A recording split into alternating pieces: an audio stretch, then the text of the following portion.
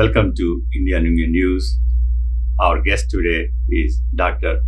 Ganda, one of the leading experts on diabetes. He has been a fixture at Health Expo every year for the last 10 years, I must say.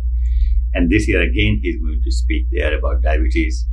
It's a diagnosis, prevention, and how to take care of diabetes if anybody has, or including pre-diabetes.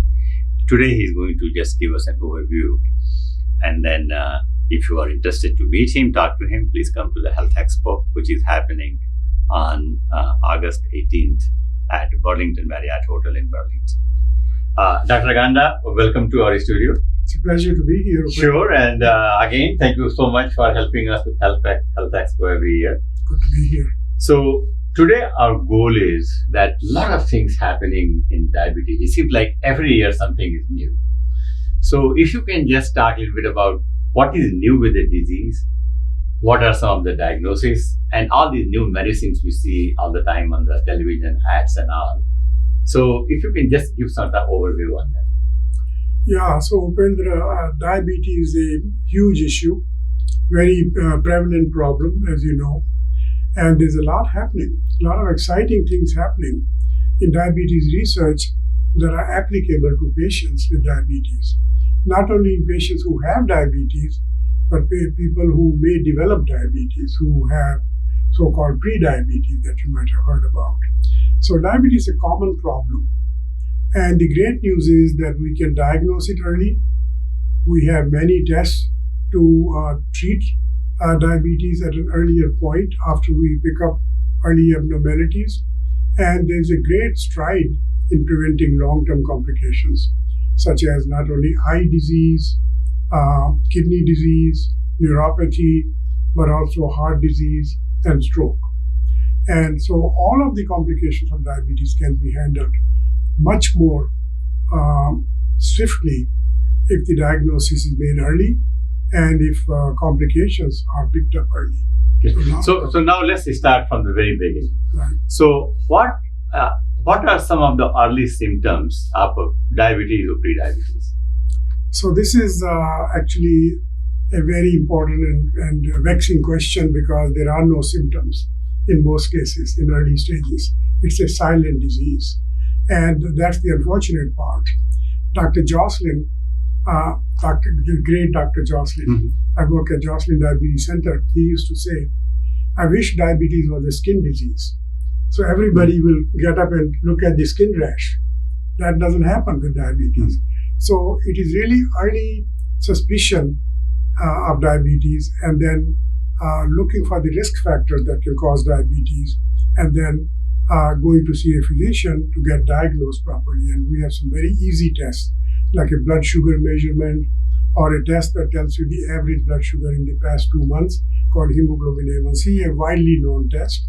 But the important thing is to think about the risk factors.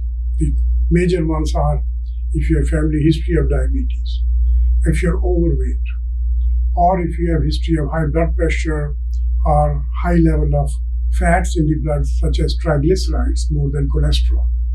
And women who have history of giving birth to large babies, things like that.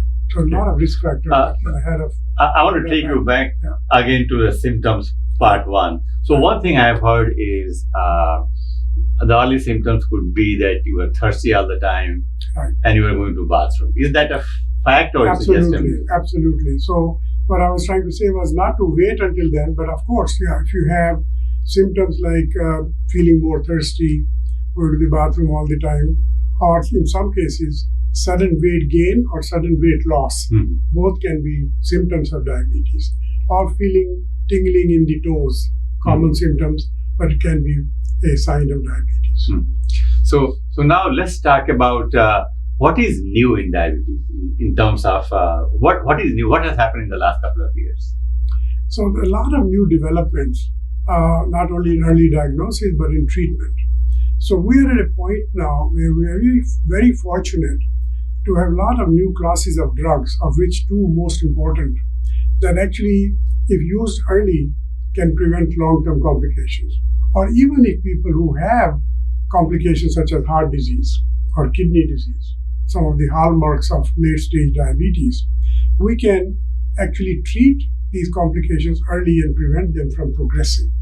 So there are a lot of new developments, unfortunately, not being applied as much as they should. To start with, diabetes is still not being diagnosed early enough. So as you might know, only about 60% of people who have diabetes right now, they know they have diabetes. Mm. And another 20% of people have a condition called pre-diabetes. So ideally, by regular checkup, let's say after the age of 30, not we used to say after age 40, but if you have family history of diabetes and other risk factors, then one should start seeing a physician early and get it checked every year or so to do those essential tests, especially if you have symptoms, but even in the absence of symptoms. So now also I keep reading about two types of diabetes, type 1, type A and type B. So which one is more common and which is more, both are equally dangerous? Right. So type 1 diabetes, of course, is the one that is really something that develops early on but can develop at any age. And that condition is totally different from type 2. That's an autoimmune type of damage to the pancreas. And people need insulin for the rest of their life. Because that's type 1. Fortunately, less common. Only about 5 to 10% of all people with diabetes have type 1 diabetes. So the one that we'll focus more on during the talk next weekend is really type 2 diabetes, which is more than 90% of all cases who have diabetes.